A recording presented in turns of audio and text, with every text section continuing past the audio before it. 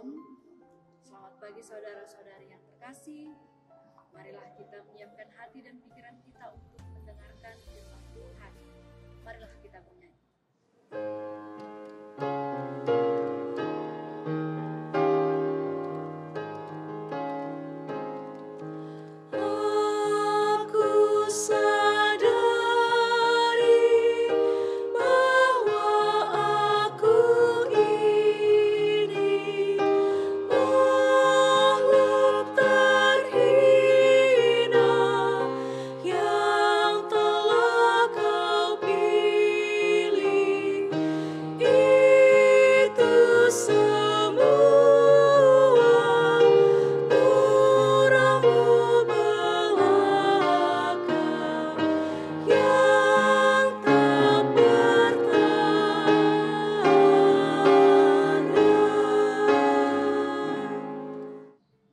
Mari kita berdoa.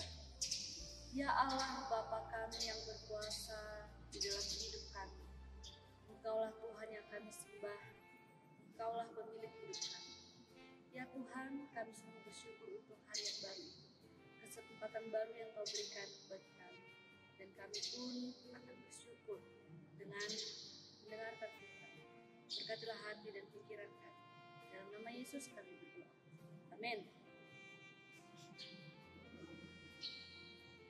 Saudara-saudari yang terkasih, firman untuk kita renungkan hari ini dari Kejadian pasal 41 ayat 52. Beginilah firman Tuhan. Dan kepada anaknya yang kedua diberinya nama Efraim, sebab katanya, Allah membuat aku mendapat anak dalam negeri kesengsaraanku. Ingatlah kebaikan Tuhan dalam hidup.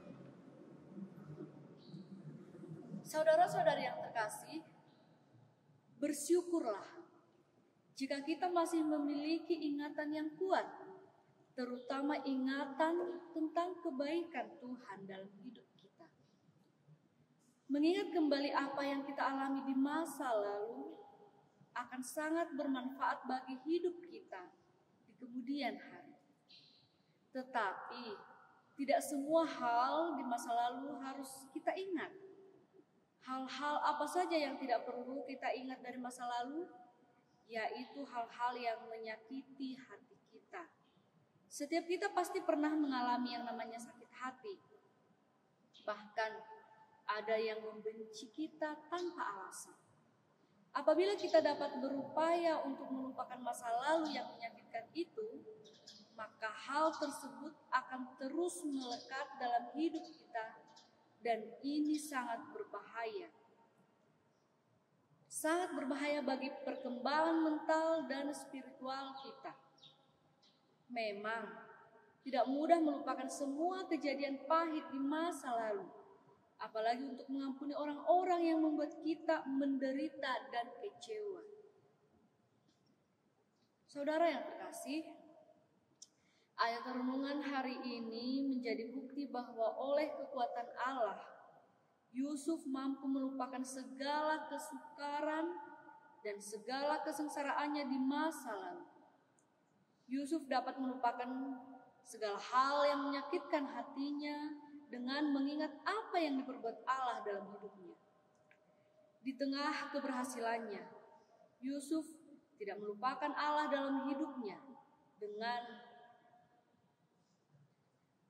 menamai kedua anaknya dengan nama yang menunjukkan bahwa ia melihat segala sesuatu yang telah ia capai. Itu semua berasal dari Allah yang mengasihi dan yang memelihara Yusuf. Jika Yusuf berhasil melupakan masa lalunya yang buruk, lalu bagaimana dengan kita saudara-saudari? Marilah terus memandang kepada Tuhan dan meminta pimpinan Roh Kudus. Sebagai anak-anak Tuhan, kita harus belajar mengampuni dan tidak memendam. Juga tidak mendendam. Untuk dapat mengampuni dan tidak mendendam, kita harus minta kekuatan dan kasih karunia Tuhan. Percayalah, saudara-saudariku, Rancangan Tuhan bagi setiap kita adalah rancangan damai sejahtera untuk memberikan kepada kita hari depan yang penuh dengan harapan. Amin. Mari kita berdoa. Ya Tuhan, terima kasih kami ucapkan untuk firman yang sudah kami dengarkan. Engkau mengingatkan kami untuk tidak selalu mengingat-ingat kesengsaraan, kesakitan, maupun sakit hati yang pernah kami alami di masa lalu.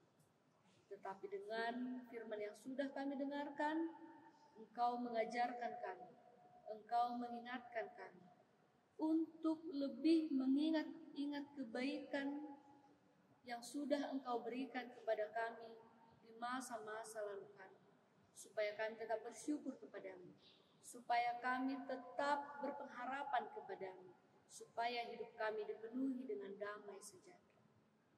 Ya Tuhan, kami serahkan segala hidup kami hanya ke dalam tangan pengasihan-Mu.